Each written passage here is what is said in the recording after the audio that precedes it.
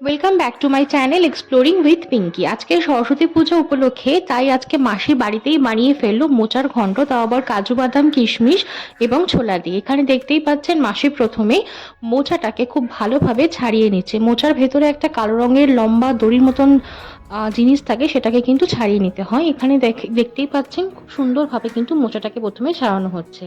মোচাটা ছাড়ানোর পরে এবার কড়াই তুলে দিয়েছে এবং কড়াইয়ের মধ্যে একটুখানি তেল এবং হলুদ আর একটুখানি সর্ষের তেল দিয়ে মোচাটাকে প্রথমে একটু ভালো করে সেদ্ধ করে নেওয়া হবে।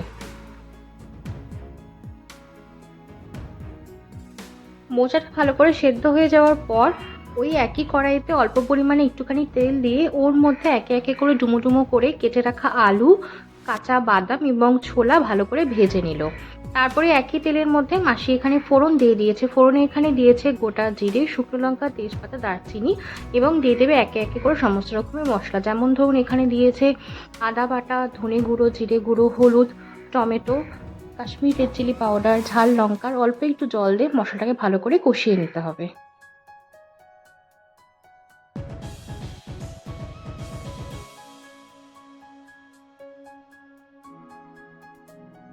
মশলাটা খুব ভালোভাবে কষানো হয়ে গেলে এরপর এর মধ্যে দিয়ে দিতে হবে সেদ্ধ করে রাখা মোচা এবং ডুমো ডুমো করে ভেজে রাখা আলু, ছোলা এবং বাদাম। আর সামান্য একটু পরিমাণে জল দিয়ে মোচাটাকে খুব আস্তে আস্তে গ্যাসটাকে স্টিমে রেখে রান্না করতে হবে। দেখতে পাচ্ছেন এখানে উপর থেকে দিয়ে দেওয়া হলো ভেজে রেখা বড়ি, আর দিয়ে দিতে হবে চিনি। তারপর নামানোর আগে অল্প একটু সামান্য ঘি দিয়ে ব্যাস আমাদের রেডি হয়ে গেল ভাজা বাদাম এবং ছোলা দিয়ে আর নিরামিষ করে মোচার রেসিপি। ভিডিওটি ভালো লেগে থাকলে লাইক, শেয়ার, সাবস্ক্রাইব করতে কিন্তু ভুলবেন না।